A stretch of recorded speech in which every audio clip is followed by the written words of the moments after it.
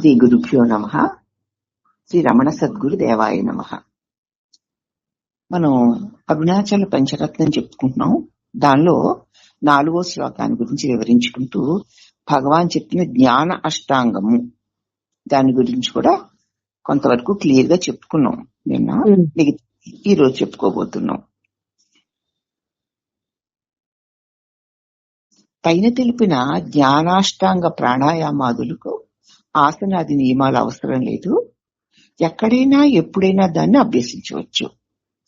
హృదయంలో సదా వెలుగు అహంస్ఫురణని మర్చిపోకుండా, అంటే భగవంతుడు, అహంస్ఫురణ అంటే భగవంతుడు మర్చిపోకుండా ఉండాలి. ఏలనంటే ఈ మరుపే సర్వ అనర్థాలకి మూలము. ఈ మరుపునే కాలుడు అని కూడా అంటారు. ఇదే ఆత్మ ప్రకాశాన్ని పొందడానికి ఇచ్చగించే ముముక్షువులకి అడ్డంకి. నువ్వు ఆత్మ ప్రకాశాన్ని పొందాలనేటువంటి ఇచ్చతో కూడిన ముముక్షువులకి స్వరూపం యొక్క మరుపే అడ్డంకి. అందువలన జ్ఞాన అష్టాంగంలోని ప్రాణాయామాదులు సాధకులకు నిరంతరం మరుపు లేకుండా ఉండడానికి చక్కగా సహకరిస్తాయి. ఇది అందరికీ అవసరమే. మనస్సును హృదయంలో, అంటే అహం నేను అను స్ఫురణలో లేదా అరుణాచలమునందు స్థిరపరచుటే దీని ధ్యేయం. జ్ఞాన అష్టాంగం యొక్క ధ్యేయం మనస్సుని హృదయములో, అంటే నేను అన్న స్ఫురణలో, లేకపోతే భగవంతుడు అన్నప్పుడు అరుణాచలమునందు స్థిరపరచుటే దీని ధ్యేయం అని నిన్న చెప్పుకున్నామమ్మా. కనుక ఎంతవరకు మనస్సు కేవల కుంభకము చేత యోగ జ్ఞాన అష్టాంగముగాను, యోగాష్టాంగానో అష్టాంగంగా అయినా గాని జ్ఞాన అష్టాంగంగా అయినా సరే, ఎంతవరకు మనస్సు కేవల కుంభకము చేత హృదయములో స్థిరమవుతూ ఉంటుందో అంతవరకు ఈ రేచక పూరకములు అవసరం. మనస్సు రేచక పూరకాల ద్వారా స్వరూప స్ఫురణలో ఉండగా మనస్సు ఎప్పుడైతే కేవల కుంభకం హృదయంలో స్థిరంగా ఉంటుందో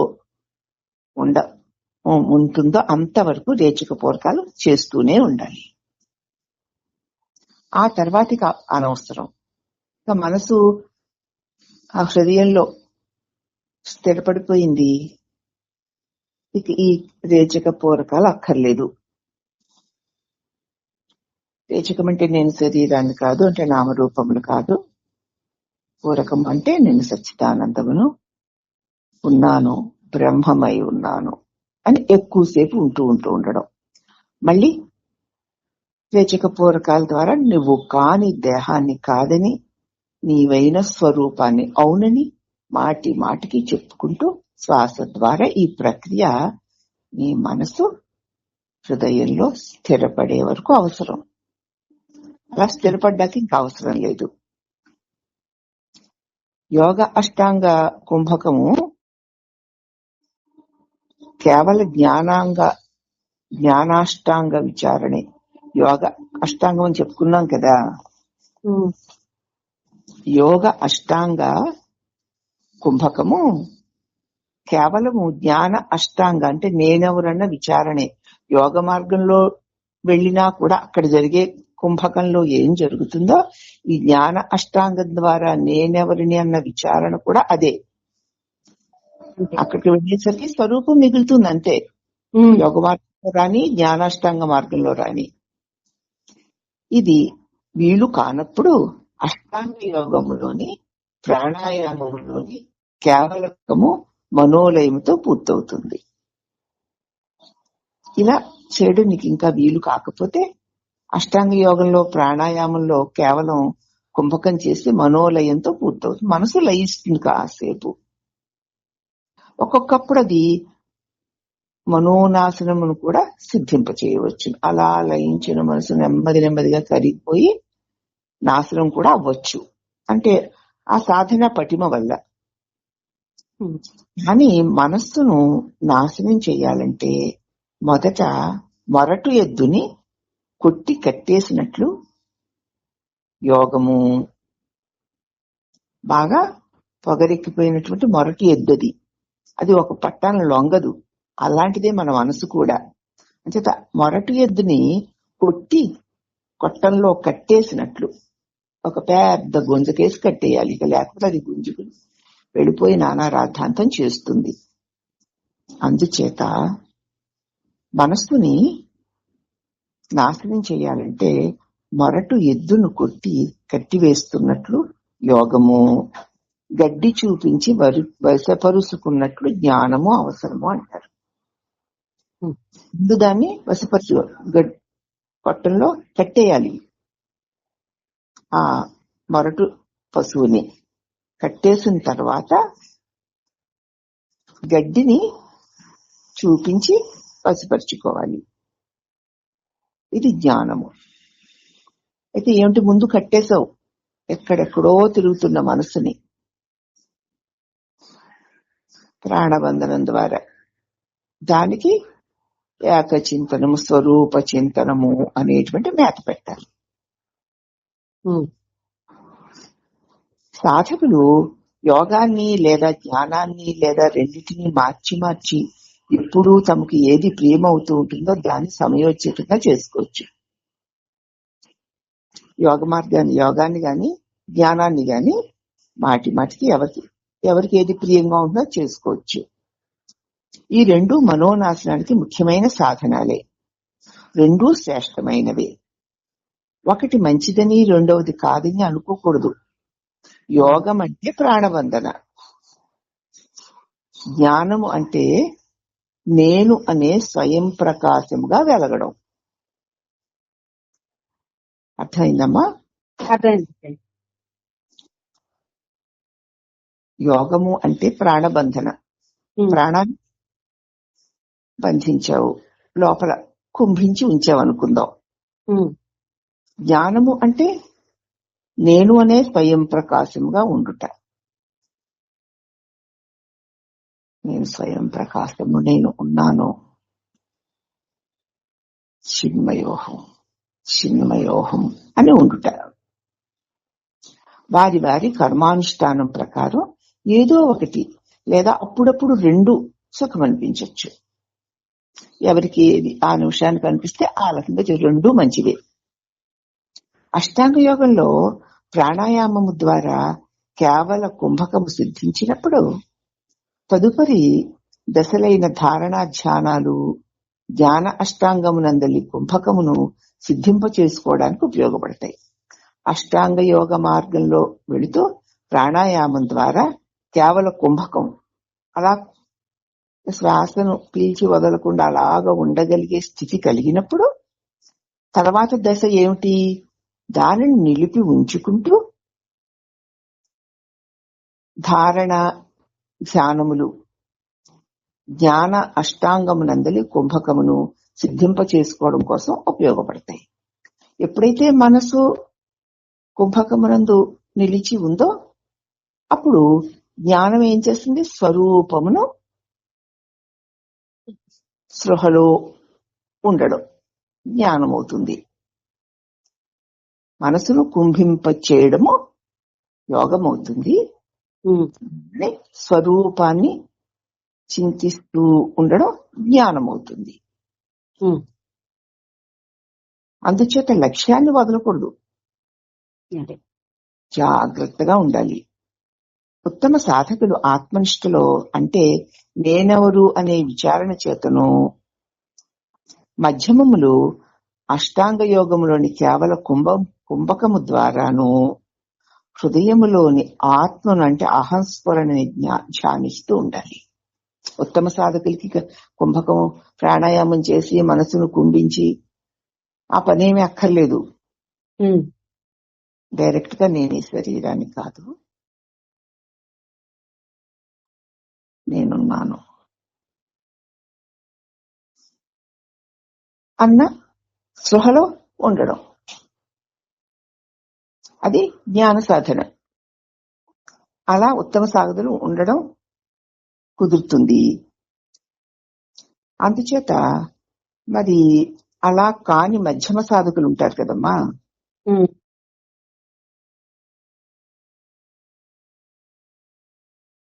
తదుపరి దశల యందు ధారణ ధ్యానము. అందుచేత లక్ష్యాన్ని వదలకుండా జాగ్రత్తగా ఉండాలి. ఉత్తమ సాధకులు ఆత్మనిష్ఠలో నేనెవరు అనే విచారణ చేతను, నేనెవరు, నేను శరీరాన్ని కాను, నేను అని ప్రశ్నించి ఆగి చూస్తూ ఉండడం. అలా ఉండడంతో ఏమైపోతుంది? అహంత లేని నీ స్వరూపము నీకు అనుభవానికి వస్తూ ఉంటుందన్నమాట. అది ఉత్తమ సాధకులు చేసేటువంటి పని. ఇక మధ్యమ సాధకులు ఉన్నారు. వాళ్ళు అష్టాంగ యోగంలోని కేవలం కుంభకం చేసే ముందు చాలా సార్లు ప్రాణాన్ని పీల్చుకొని వదిలి, పీల్చుకొని వదిలి, కుంభకం చేసి పీల్చుకొని కుంభకం చేసి వదిలి, మళ్ళీ పీల్చుకుని కుంభకం చేసి వదిలి, హృదయంలో నీ ఆత్మను ధ్యానిస్తూ ఉండాలి. హృదయంలో ఆత్మ, అది యోగ మార్గంలో కూడా పెద్దగా నామరూపాలు ఉండకపోవచ్చు, స్వరూపం, దానినే ధ్యానం చేస్తూ ఉండాలి. అలా చేస్తూ ఉన్నప్పుడు అది మధ్యమ సాధకులకు ఉపయోగపడుతుంది. అంటే ప్రాణాన్ని ఆశ్రయించి మనస్సుని నిలిపి మనస్సులో స్వరూప స్ఫురణ, అది మధ్యమ సాధకులకి. ప్రాణాన్ని ఆశ్రయించకుండానే నేను ఈ శరీరాన్ని కాదు, నేను చిన్మయోహం శివోస్మ్యహం అని అవలీలుగా ఉండగలగడం ఉత్తమ సాధకులకి. అది ఇది కూడా కలిపి చెయ్యొచ్చు, ఏం పర్వాలేదు. ఇక మందమతులు ఉంటారు. ఆ సాధకులు అష్టాంగ యోగంలోని ముందు యమమును అంటే బాహ్యేంద్రియ నిగ్రహాన్ని, తర్వాత నియమమును అంతరేంద్రియ నిగ్రహాలని, ఆ తర్వాత ఆసముకే ఆసనంలో 1-2 గంటల సేపు కదలకుండా కూర్చోవడం, ఆసనాన్ని, తర్వాత ప్రాణాయామాలని, మరియు ఇక పూజ, జపము, ధ్యానము, ఇవన్నీ క్రమక్రమంగా అభ్యసించుట చేత ఆత్మస్వరూపమునందు నెలకోగలుగుతారు. ఇవన్నీ మందమతులైన వాళ్ళకి. పూజ అనేది ముందు చేయకపోతే ఎలాగమ్మా? మొట్టమొదటి నేర్చుకోకుండా శ్లోకాలు రావు కదా. కొంచెం ఇదే ఎద్దులాగా తినేసి ముద్దులాగా నిద్రోయి పశువులాగా ఏదో స్నానం చేసో చేయకో మళ్ళీ ఏదో తినేసి ఉద్యోగం సద్యోగం లేకపోతే వెంట తిరగడం, అదంతా మరి ఒక పశువు పని కదా. అంతే. అలా కాకుండా మానవ జన్మ కలిగింది కనుక ఉచిత అనుచితాలు తెలుసు కనుక, పైగా ఒక భగవత్ శక్తి ఉంది, భగవంతుడు ఉన్నాడని మన పెద్దల చేత విన్నాం గనక మందమతులైన వాళ్ళు ఈ జ్ఞాన స్వరూపాన్ని, స్వరూపమే నేనే ఆ బ్రహ్మమును అన్నది తెలియని వాళ్ళని వాళ్ళు పూజనని చెప్ప పొద్దున్నే లేవడం, శుచిర్భూతులే స్నానం చేసుకోవడం, భగవంతుడి పటం పెట్టుకోవడం, దాని దగ్గర కనీసం మనం పువ్వులు తెచ్చామండి, ఆ పువ్వులు తెచ్చి దేవుడి పట్టం దగ్గర పెట్టి అగరత్తు దీపం వెలిగించి ఒక బెల్లం ముక్క అక్కడ పెట్టి ఆసేపు భగవన్నామాన్ని స్మరిస్తూ పరమాత్మ మీదే స్వామి, మీదే స్వామిని మన ఇష్టదైవం యొక్క నామాన్ని చెప్పుకుంటూ శ్లోకాన్ని పాడుకుంటూ కాసేపు భగవంతుడి దగ్గర ఉన్నాం. అది పూజే. షోడశోపచార పూజ చెయ్యలేకపోయినా ఇది పూజే కదా. దాన్ని ఏమంటారు? దేవుడి గదిలోకి వెళ్ళి నువ్వు కళ్ళు మూసుకున్నావు, స్నానం చేసి వచ్చి దేవుడి గదిలోకి వెళ్ళి కళ్ళు మూసుకున్నావు అనుకో, ఎవరైనా రాధగారు ఉన్నారంటే పూజ చేసుకుంటున్నారండి అంటాం. అవునా? అవును. ఆ దేవుడి గుమ్మంలోకి, దేవుడి గదిలోకి నువ్వు వెళ్లి స్నానం చేసి చిరుభూతంగా వెళ్లి అక్కడ నుంచున్నావంటే నువ్వు పూజ మొదలు పెట్టినట్టే. అంటే ఇంకా అదే దేవుడి పూజ, ఇది భగవంతుడిది, ఇది భగవంతుడికి అన్న భావన చేత బాహ్య భావాల్ని వంటిల్లు పెంటిల్లు వదిలేసావు. అదే మరి ఆ పూజ అన్న పేరు తలచి దాన్ని క్రియగా మార్చేటప్పుడు నువ్వు మరి మిగతావన్నింటినీ వదిలేస్తున్నావుగా. వదిలేస్తున్నా. అందుకే పూజ ఎంత గొప్పది. నువ్వు పూజకి మొదలు పెట్టావంటే నువ్వేం చేసినా అది పూజే. అంటే మిగతావన్నీ వదిలి ఒక్క భగవంతుడికి చెందిన భావంతో ఉంటాం అన్నమాట. అందుచేత పూజ తర్వాత జపము పూజ చేసుకున్న తర్వాత అంటే దీపం దూపం నైవేద్యం పెట్టి హారతి ఇచ్చిన తర్వాత కాసేపు నిలకడగా కొంచెం సమయం తీసుకుని ఈ గురు మంత్రాన్ని ఇష్ట దైవాన్ని కొంతసేపు ఆ నామజపాన్ని ఆ దైవాన్ని చూస్తూ ఆ నామజపం చేయడం. తర్వాత ఒక 5 నిమిషాలు ప్రశాంతంగా ఉండడం. ఇవి చక్కగా అభ్యసిస్తూ పోతే ఆత్మస్వరూపమునందు నెమ్మది నెమ్మదిగా వాడు నెలకొనగలుగుతారు. అందుకే అది మొదలు పెట్టాలి. భక్తి భగవంతుడిని విశ్వసిస్తున్న ప్రతి వ్యక్తి కూడా ఈ పూజనం జప చింతనం క్రమాతి చేసుకుంటూ పోవాలి. అప్పుడు అతడు ఆత్మ అంటే భగవత్ స్వరూపమునందు ఆ కాసేపైన నిలిచి ఉంటాం మనం. ఈ కారణం చేతనే పెద్దలు మనోనాశనము కలిగించు మార్గాన్ని అష్టాంగ యోగము, జ్ఞానాష్టాంగ యోగం అని 2గా విభజించారు.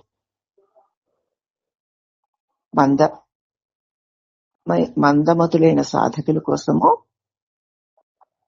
పూజనం జప చింతనం క్రమాత్ చేస్తూ పో.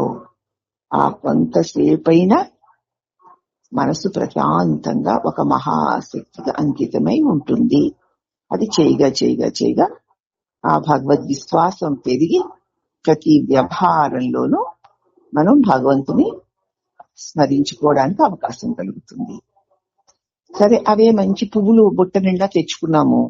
ఆ తెచ్చుకున్న పువ్వులు నేను డ్రాయింగ్ రూమ్ లోనో లేకపోతే హాల్లోనో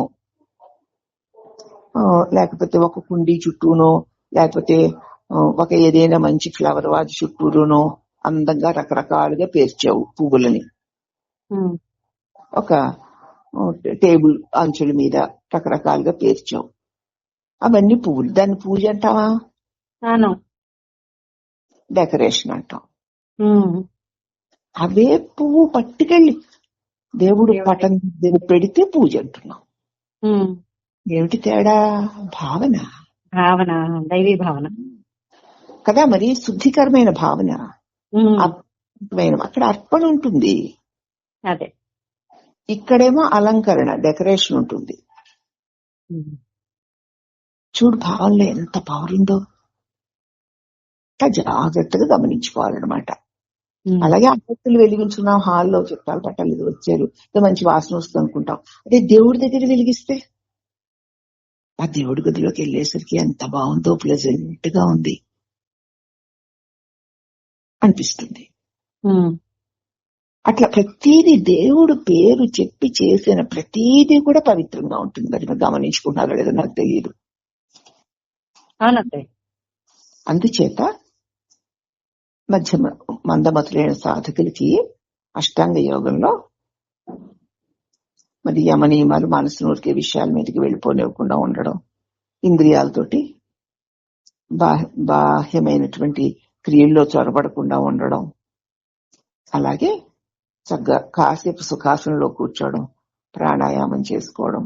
అందుకే కదా మనకి పూజలో ముక్కు పట్టుకో అంటారు. ప్రాణాయామం చేయిస్తారు కదా.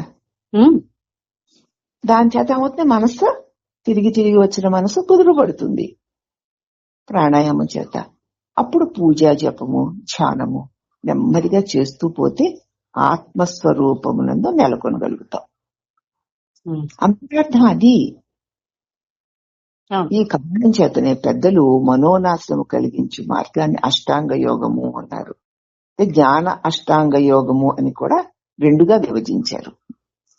ఈ సంప్రదాయాన్ని అనుసరించే శ్రీ భగవాన్ కూడా రాజయోగములో ప్రాణాయామానికి ఇచ్చిన ప్రాముఖ్యాన్ని దృష్టిలో పెట్టుకుని ప్రాణ నిరోధముతో మనస్సును బంధించు అన్నారు. ఇక్కడ అష్టాంగ యోగం వచ్చేసింది కదా. వచ్చేసింది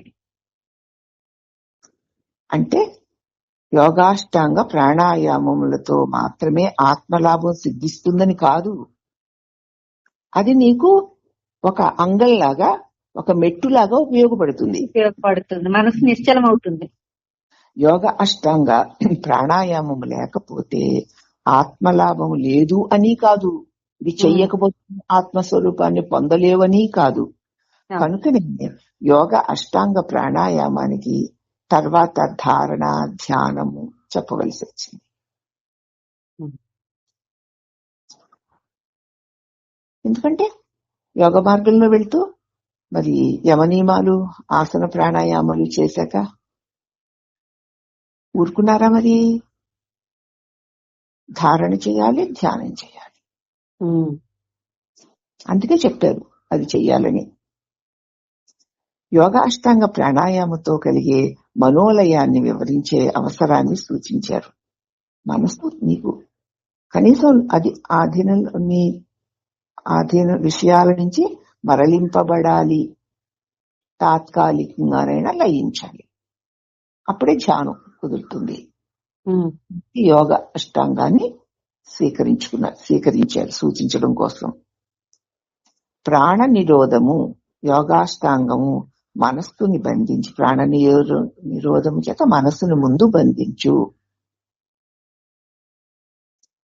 వాయురోధన లియతే మనః జాలపక్షివ ద్రోధ సాధనం వచ్చి పడింది కదా, అప్పుడు దాన్ని పట్టుకో.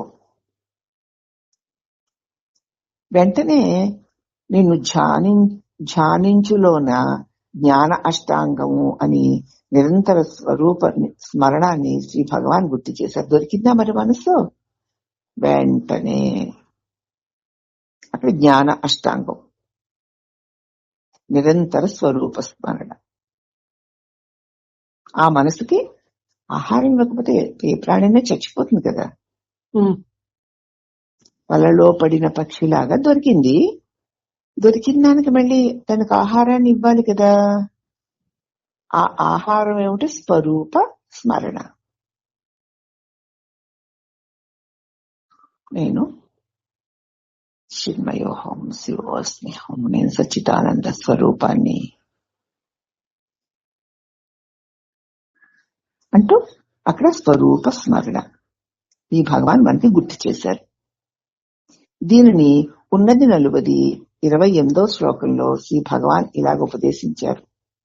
నీటిలో పడిన వస్తువును కొనుటకై మునుగు తిరుగున నేను పుట్టుచోటును తీక్షణ బుద్ధితో వాక్కు ప్రాణబంధముతో లోన మునిగి తెలుసుకోవాలి.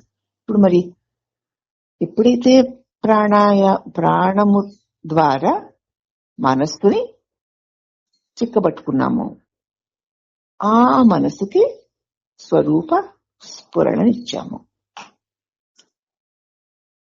అప్పుడు ఏమైంది? నీటిలో పడిన వస్తువును పొందడం కోసం ఎలా అయితే నీటిలో ములుగుతారో అలాగా నీవు బాహ్య విషయాలను, ఇంద్రియాలను వదిలేసి నేను పుట్టిన చోటును తీక్షణ బుద్ధితో వాక్కును ప్రాణాన్ని ఆపి చూడు అన్నారు. చివరిగా ఏమన్నారంటే, లోన ననూనమగు నీ వెలుగు అంటే నీ అందరి వెలుగును చూచుచున్నాడు. అందులో ఇంకేముంది? అక్కడికి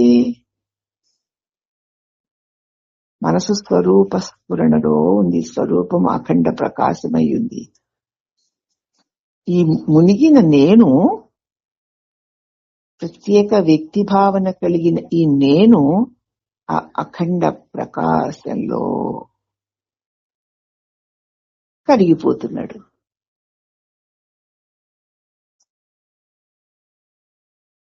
ఈ నీ వెలుగు గొప్పది అని భావం. ఆ వెలుగులో ఈ చిరుదీపపు దివే కలిసిపోయింది. నేను దర్శించుట యోగి అరుణాచలేశ్వరికి సమానముగా ఆత్మస్వరూపముగా ఎదిగిపోతున్నాడు. ఎప్పుడైతే నేను తన మూలమైన అఖండ ప్రకాశమైన ఆ స్ఫురస్వరూపమే దాన్ని చేరుకొని దానిలో నిలిచిపోయాడో అతడు నేనును దర్శించు యోగి అరుణాచలేశ్వరికి సమానము. అన్నారు. అరుణాచలేశ్వరుడే ఆత్మస్వరూపంగా ఎదిగిపోతున్నాడు. లోన ననూనమగు అన్నారు. అంటే లోన ననూనమగు నీ వెలుగు అనే భావానికి తగినట్లుగా అరుణాచల లింగోద్భవ కథలో అగ్నిస్తంభంగా దర్శనమిచ్చిన విషయం మనందరికీ తెలుసు. అగ్నిస్తంభం అంటే స్తంభం అంటే అచలమైన జ్ఞాన తేజోస్వరూపం. అచలమైన స్తంభం అన్నారు కదా. అచలమైన జ్ఞాన తేజో స్వరూపం. ఈ నేను లెగిస్తే కదా చలము. ఈ చలించే నేను ఆ అచల జ్ఞాన తేజో స్వరూపములో నుంచి లేచిన ఒక అతిశయ శక్తి. అది మళ్ళీ తన మూలమును చేరేసరికి ఆ అతిశయ శక్తిలో ఏకమైపోతుంది.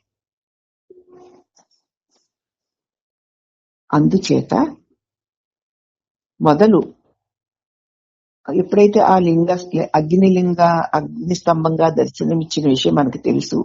మొదలు అనగా మొదలును కానలేని సత్యాన్ని అంతర్ముఖమై అసలు నేనెవరా అని మూలాన్ని తెలుసుకోలేకపోతున్నాం మనం ఈ లోకంలోకి వచ్చేసి. ఈ లోక విషయాల్లో తిరుగుతూ దీనికి కారణమైన మూలమైన అసలు కారణం ఏమిటా అని తెలుసుకోలేకపోతున్నాం. తెలుసుకోలేక ఆ సత్యాన్ని అంతర్ముఖమై నిర్మలమగు మనస్సుతో, వెలుపల కాదు దాని మూలాన్ని వెతకడం, లోపల ఏదైతే అఖండమైన పరమాత్మని పొందడానికి లోకంలో వెతుకుతోందో అది ఈ అన్నిటినీ ప్రకాశింపచేసేదేదా అని తన్ను తాను ఆ ప్రకాశములోనికి, ఆ మూలములోనికి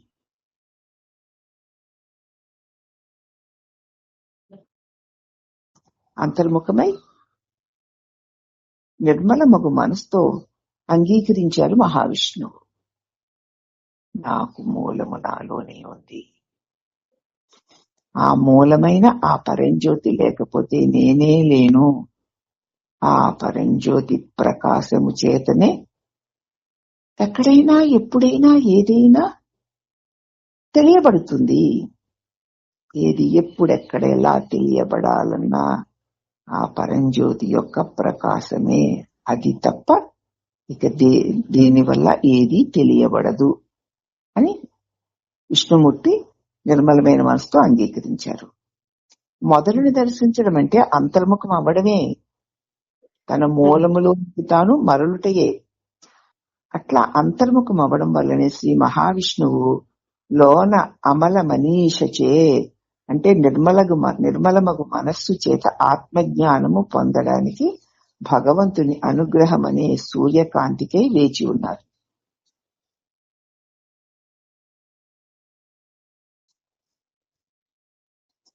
అప్పుడు అరుణాచలుడు ఆయనకి సుదర్శనమును ఇచ్చారని పురాణం చెప్తుంది.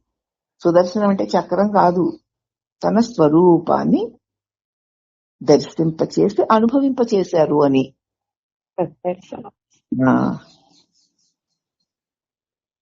వాస్తవానికి సుదర్శనం అంటే స్వప్రకాశమైన అహంస్ఫురణ, ఆ దివ్య జ్యోతి దర్శనమే సుదర్శనం. ఇంకా తన్ను తాను తెలుసుకుంటే అంటే వెతికి ఎక్కడికి వెళ్ళాడు, ఎక్కడికి వెళ్లి వెతికినా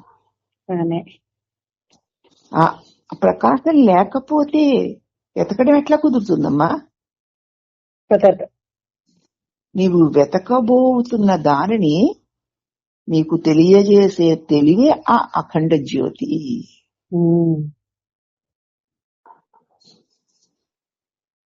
స్వాత్మ దర్శనమే సుదర్శనము. దీనిని ఈశ్వరుడు శ్రీ మహావిష్ణువుకి చక్రాయుధం ఇచ్చాడని పురాణాలు చెప్తున్నాయి. తన్ను తాను ఎరుగుటయే చక్రాయుధాన్ని పొందడం. అదే అత్యంత శక్తివంతమైన ఆయుధం అని చెప్పబడింది. అంతే, సమస్త దుఃఖాలకి, సమస్త భయాలకి, అసత్య విషయ వ్యామోహాలకి అన్నిటికీ గొప్ప ఔషధం ఏమిటి? సుదర్శనమే.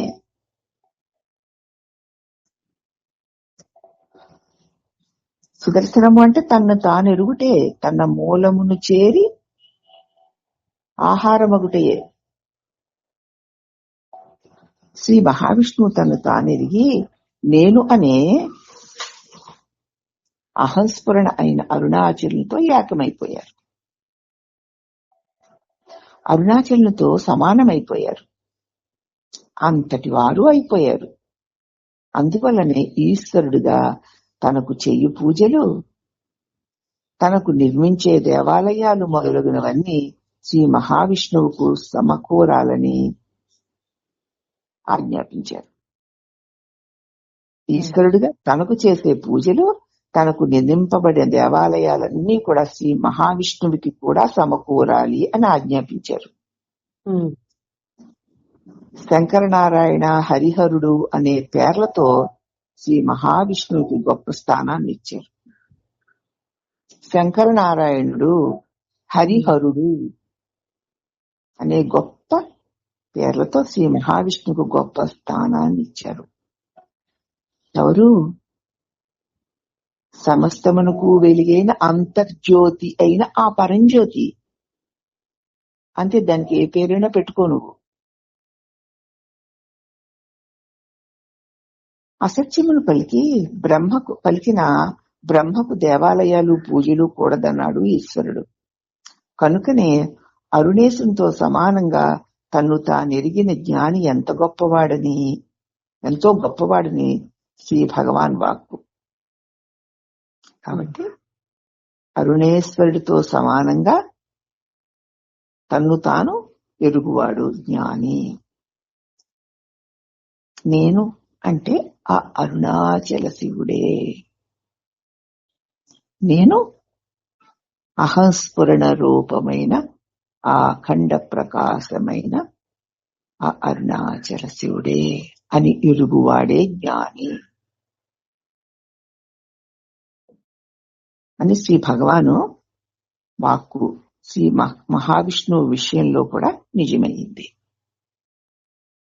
అలాగే పరాశక్తి కూడా నేనెవరు? జ్ఞాన విచారణ చేతనే అరుణాచలునితో ఏకమై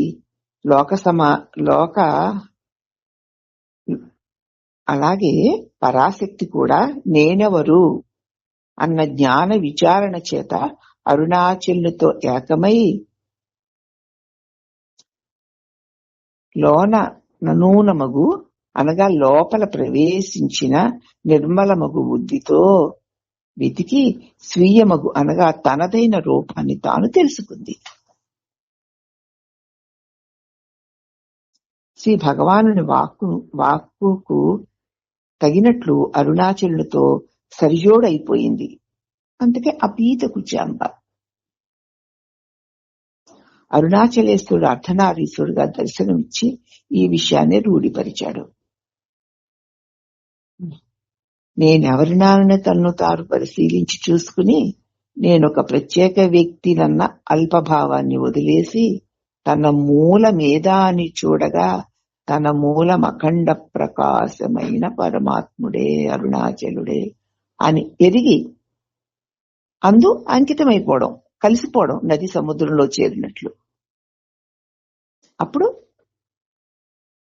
అదే అర్ధనారీశ్వరుడన్నా కదా, హరిహరుడన్నా, దేవుడు జీవుడు అన్నా అదే ఈ భగవానుని వాక్కుకి తగినట్లుగా అరుణాచలంలో సరిజోడయింది. అరుణాచలేశ్వరుడు అర్ధనారీశ్వరుడుగా దర్శనమిచ్చి ఈ విషయాన్ని రూఢిపరిచారు. పంచరత్న శ్లోకాల్లో కోహినూర్ రత్నం వలె ప్రకాశించే నీలో ననూనమగు అనే 4వ శ్లోకమందలి అమృత వాక్యము శ్రీ భగవాన్ విషయంలో ఎంతో చక్కగా అమరింది కదా.